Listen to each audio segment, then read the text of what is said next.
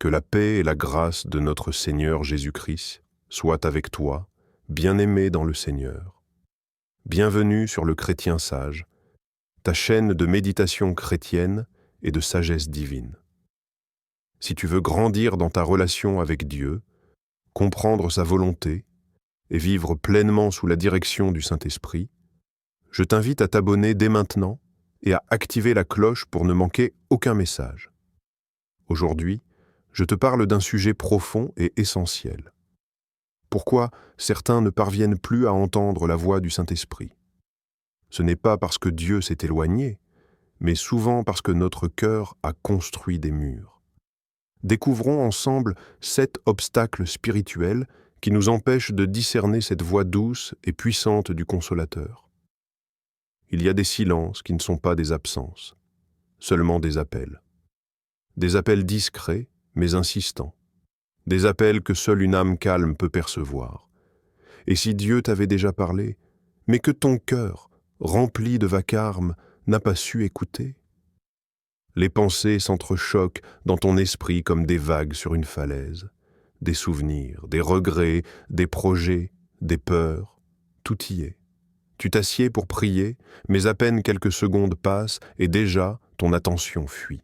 Tu ouvres ta Bible, mais les lettres restent des lettres. Le cœur, lui, est ailleurs. Et dans tout ce brouhaha invisible, le murmure du Saint-Esprit se perd. Pourtant, il est là, depuis le début. Il ne s'impose jamais. Il attend que tu sois prêt. Il y a ce passage si poignant où Dieu révèle sa manière de parler à Élie. Il n'était pas dans le vent puissant, ni dans le tremblement de terre, ni dans le feu. Puis il est dit, et après le feu, un murmure doux et léger. Primo Reis d'Ézénov, 12. Ce verset est une leçon pour toute notre génération. Dieu ne crie pas au milieu de ton agitation. Il attend ton silence. Mais ce silence-là ne s'achète pas. Il se cultive. Il ne s'agit pas seulement de se taire, mais d'apaiser le tumulte intérieur. Fermer les yeux ne suffit pas. Il faut aussi fermer les pensées bruyantes. Éteindre les réseaux. Écarter les voix du monde. Revenir au centre. Revenir à l'essentiel. Là où ton cœur devient un sanctuaire. Là où la voix de Dieu n'a plus besoin de forcer pour se faire entendre. Ce silence intérieur est devenu rare. Mais il est encore possible, même dans le tumulte de la vie moderne. Si tu veux entendre Dieu, tu dois lui aménager une place, et non pas n'importe laquelle, la première, pas en dernier, une fois que tout le reste est réglé, mais en premier, comme une offrande de paix. C'est là qu'il parle. Et quand enfin ce silence habite ton cœur, tu te rends compte qu'il n'avait jamais cessé de parler. C'est toi seulement qui avais cessé d'écouter. Tu as l'habitude de prier, et parfois même avec larmes. Tu parles à Dieu comme à un ami, tu déverses ton cœur, tu confesses, tu supplies. Mais une question demeure. T'es-tu déjà arrêté pour écouter? Ou bien es-tu de ceux qui quittent la pièce en croyant que le silence de Dieu est un refus? L'homme parle vite, mais le ciel répond lentement, parce que le ciel répond avec profondeur.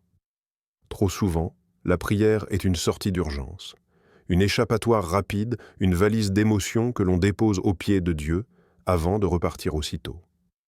Mais la relation avec le Seigneur n'est pas un guichet automatique. Elle est un lieu d'échange.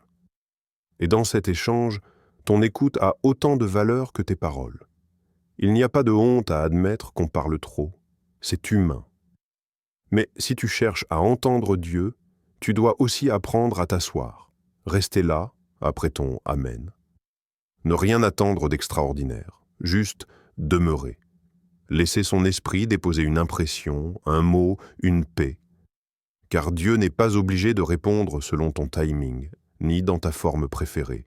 Il est écrit dans le psaume « Arrêtez, et sachez que je suis Dieu ». Psaume 46, 10. Ce verset est un appel à la pause, un rappel que dans le silence, Dieu se manifeste comme Dieu. Ce n'est pas dans l'agitation ni dans l'impatience que l'on découvre sa volonté, mais dans la pause sacrée de celui qui sait attendre. Et si tu transformais ta prière en rendez-vous, pas juste en supplication? Et si tu entrais dans sa présence, non pas pour exposer un besoin, mais pour goûter une intimité? Le moment où tu cesses de parler, c'est peut-être celui où Dieu commence. Peut-être que le miracle que tu attends ne vient pas d'une parole criée, mais d'une écoute silencieuse. Assieds-toi, reste, respire. Il est là. Parfois, tu te demandes pourquoi Dieu semble si lointain. Tu pries, tu chantes, tu lis, mais rien ne résonne. Pas une direction, pas une paix, seulement le silence. Et si ce n'était pas Dieu qui s'éloigne, mais toi qui avais érigé un mur sans t'en rendre compte? Le péché que tu caches ne disparaît pas simplement parce que tu refuses d'y penser. Il ne s'éteint pas avec le temps, il ne s'efface pas avec les bonnes actions. Il reste là, comme une ombre posée sur l'oreille de ton âme. Tant qu'il n'est pas confessé, il altère la clarté de ta communion avec Dieu. Ce n'est pas que Dieu t'abandonne, non, il t'aime trop pour tourner le dos. Mais il ne forcera jamais l'entrée d'un cœur verrouillé par l'orgueil ou la peur. Il attend que tu ouvres, que tu nommes, que tu reconnaisses. Un passage de l'Écriture l'exprime sans détour. Ce sont vos fautes qui vous séparent de votre Dieu. Ce sont vos péchés qui vous cachent sa face et l'empêchent de vous écouter. Ésaïe 59:2. La parole ne tourne pas autour du sujet, elle confronte. Mais ce n'est pas une condamnation, c'est une invitation, car chaque péché confessé ouvre une voie nouvelle vers la lumière. Et peut-être que ce que tu ressens comme une punition est en réalité un rappel. Un doux appel à revenir. Dieu veut te parler. Il veut que tu l'entendes, mais il veut surtout que rien ne vienne polluer cette relation, pas même ce que tu refuses d'admettre. La confession n'est pas une faiblesse. C'est un acte de force spirituelle. Elle te libère, elle nettoie, elle restaure. Elle dit à Dieu, « Je reconnais, je dépose, je t'ouvre la porte. » Et aussitôt, la grâce entre. L'amour ne tarde pas. Le Saint-Esprit retrouve l'espace qui lui manquait, et soudain, tu entends à nouveau. Pas une voix qui juge, mais une voix qui relève.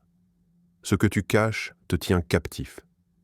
Mais ce que tu exposes à la lumière devient un chemin vers la paix. Il suffit de parler, vraiment. Le doute ne crie jamais. Il chuchote. Il s'insinue dans les silences, dans les prières non exaucées, dans les jours sans réponse. Il se glisse comme une ombre entre toi et le ciel, jusqu'à faire croire que Dieu s'est tu. Mais le silence de Dieu n'est pas la preuve de son absence. Le vrai obstacle parfois, c'est ce que ton cœur n'ose plus croire. Tu demandes à Dieu de te parler, mais au fond, est-ce que tu crois vraiment qu'il peut le faire? Ou est-ce que tu avances avec prudence, comme si tu espérais sans trop y croire? Il y a des prières que nous faisons avec les lèvres, mais que notre cœur a déjà vidé de toute foi. Le doute est un poison discret. Il ne fait pas de bruit, mais il trouble tout. Il rend ton esprit instable, ton espérance fragile, ton écoute hésitante. Il fait ressembler Dieu à une idée plutôt qu'à une voix. Et sans t'en rendre compte, tu commences à chercher ailleurs ce que seul le Saint-Esprit peut te révéler. L'épître de Jacques le dit avec une clarté tranchante, mais qu'il demande avec foi, sans douter, car celui qui doute est semblable au flot de la mer, agité par le vent et poussé de côté et d'autre. Jacques 1-6.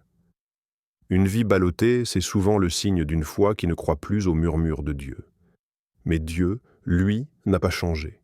Il parle encore, il guide, il révèle, il console, il inspire.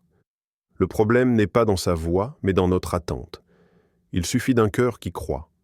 Pas un cœur parfait, un cœur confiant, même brisé, même faible, mais tendu vers lui. Il t'a déjà montré qu'il parle. Jésus en est la preuve. La parole faite chair, le Verbe vivant. Dieu ne se contente pas d'observer. Il communique, il s'adresse à toi. Et si tu veux entendre, il faut recommencer par croire. La foi, ce n'est pas être sûr de tout. C'est avancer en espérant pleinement, même quand les réponses tardent. Ce n'est pas une science, c'est une confiance.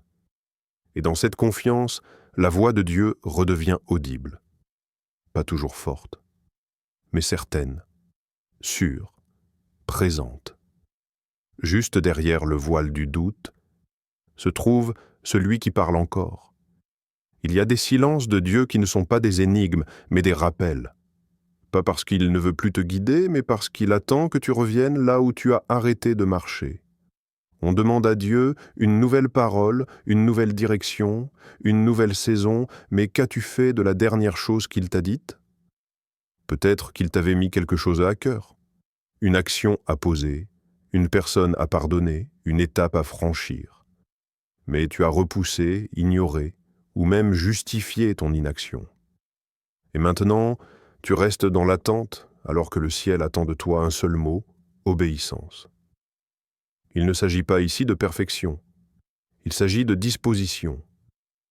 Dieu ne cherche pas des experts, mais des cœurs prêts à faire ce qu'il a déjà demandé, même si ça coûte, même si ça bouleverse. Car à quoi bon recevoir une nouvelle révélation si tu n'es pas prêt à marcher dans la lumière que tu as déjà reçue? Il y a cette parole de Jésus qui résonne encore aujourd'hui comme une claque douce mais ferme. Pourquoi m'appelez-vous Seigneur, Seigneur, et ne faites-vous pas ce que je dis? Luc 6,46. La foi n'est pas un mot, elle est un mouvement. Et sans mouvement, le mot devient creux. Tu attends peut-être une réponse qui ne viendra pas tant que tu n'as pas répondu à ce que Dieu t'a déjà confié. C'est comme si tu demandais des directions pour une destination que tu refuses d'approcher. Le GPS spirituel est activé, mais ton véhicule est à l'arrêt. Alors reviens. Reviens au point de rupture, là où tu as choisi ton confort au lieu de son appel, là où tu as hésité, fui, différé. Et ne reviens pas pour demander encore, mais pour dire « Seigneur, cette fois, je ferai ce que tu dis ». L'obéissance, ce n'est pas une exigence froide, c'est une preuve d'amour, un signe que tu lui fais confiance, même quand tu ne comprends pas tout. Et souvent, c'est seulement après avoir obéi que les choses deviennent claires. Dieu parle encore. Mais parfois, sa voix t'invite simplement à faire ce qu'il t'a déjà murmuré hier. Il y a un brouhaha constant dans notre monde, un fond sonore qui n'arrête jamais. Les images défilent, les voix s'imposent, les opinions se multiplient, et sans t'en rendre compte, tu commences à écouter tout sauf ce que Dieu dit. Non pas parce qu'il a cessé de parler, mais parce que tu ne l'entends plus, parce que 1000 autres voix occupent déjà toute la pièce. C'est subtil. Tu te lèves, tu ouvres ton téléphone, tu regardes ce que les autres pensent, disent, montrent, et chaque mot, chaque image, chaque avis laisse une empreinte. Ton cœur devient une caisse de résonance pour le monde. Tu crois suivre Dieu, mais ta boussole a été magnétisée par les algorithmes. La voix du Saint-Esprit n'est jamais bruyante. Elle n'envahit pas, elle ne domine pas, elle se glisse dans les marges. Et si tu laisses les autres remplir ton esprit à ras-bord, elle n'aura plus de place pour résonner. Ce n'est pas une question de religiosité, c'est une question de priorité. Quelles sont les voies que tu autorises à former ta pensée? L'Écriture nous avertit avec force. Ne vous conformez pas au siècle présent, mais soyez transformés par le renouvellement de l'intelligence, afin que vous discerniez quelle est la volonté de Dieu. Romains 12, 2. Tu ne peux pas discerner la volonté de Dieu si tu te nourris en permanence des tendances du siècle. Et ce siècle est rapide, bruyant, instable. Il te crie que tu dois être tout, réussir tout, comprendre tout. Mais Dieu, lui, te parle autrement. Il te dit d'être à l'écoute, d'être transformé, d'être disponible. Et cette transformation ne vient pas de l'extérieur, elle naît dans la profondeur de la parole. Alors baisse le volume du monde. Prends le temps de faire le ménage intérieur. Identifie les voix qui t'influencent sans que tu t'en rendes compte. Et puis, coupe, débranche. Même pour un moment, juste assez pour que la voix de Dieu reprenne sa place. Parce qu'il connaît ton avenir. Il n'est pas un influenceur parmi tant d'autres. Il est ton créateur. Et sa voix ne t'emmènera jamais dans la confusion, mais dans la lumière. Tu pries, tu attends, et rien ne vient. Tu regardes les autres avancer, recevoir, témoigner, mais toi, Tu restes dans le silence. Et alors, une pensée s'infiltre doucement. Peut-être que Dieu m'a oublié. Mais non, ce n'est pas l'oubli, c'est juste le temps, le sien. Et ce temps-là, il ne se précipite pas. Dieu est le maître du calendrier, pas toi. Il ne répond jamais en retard, mais rarement à l'heure qu'on avait imaginée. Et parfois, dans ce délai, on commence à douter, à fléchir, à chercher ailleurs. On s'impatiente. Et dans cette impatience, on perd ce que Dieu voulait nous confier. Il y a ce passage puissant dans les Écritures qui vient renverser nos attentes humaines, car c'est une prophétie dont le temps est déjà fixé. Elle marche vers son terme et elle ne mentira pas. Si elle tarde, attends-la, car elle s'accomplira certainement. Habacuc 2:3. Il n'y a pas plus clair. Si Dieu t'a donné une promesse, elle viendra. Elle ne mentira pas, mais elle viendra à son heure, pas à la tienne. Le problème, ce n'est pas que Dieu ne parle pas, c'est que nous voulons une réponse instantanée, à la vitesse de nos messageries. Mais Dieu travaille dans le silence, dans l'attente. Il façonne ton caractère quand tu ne vois rien. Il dépose des racines pendant que tu cherches les fruits. Il prépare une porte pendant que tu regardes un mur. Et si, au lieu de t'impatienter, tu prenais ce temps d'attente comme un acte de foi en soi? Attendre, c'est aussi croire. Persévérer, c'est aussi écouter. Parce que le silence n'est pas le vide. C'est le lieu sacré où Dieu plante les graines invisibles de ton avenir. Alors reste là, même si tu n'entends rien, même si tu ne vois rien. Parce qu'un jour, soudainement, ce que tu croyais mort va fleurir. Et tu comprendras que Dieu parlait, mais avec le langage du temps. Tu vois, Dieu n'a jamais cessé de parler. Il attend juste que ton cœur soit prêt à l'écouter. Alors maintenant, je t'invite à prier avec moi. Seigneur Jésus, je reconnais que j'ai souvent laissé le bruit, le doute, le péché ou l'impatience me séparer de ta voix. Pardonne-moi. Purifie mon cœur. Rends-moi sensible à ton esprit. Ouvre mes oreilles spirituelles. Apprends-moi à écouter, à obéir et à patienter. Je veux entendre ta voix et marcher dans ta lumière, dans le nom de Jésus-Christ. Amen. Si tu as prié avec moi, écris en commentaire « Seigneur, parle-moi ». Et n'oublie pas, partage cette vidéo avec une âme qui a besoin de réentendre Dieu. Abonne-toi à Le Chrétien Sage pour continuer ce voyage spirituel ensemble. Que le Saint-Esprit te parle, te guide et te remplisse.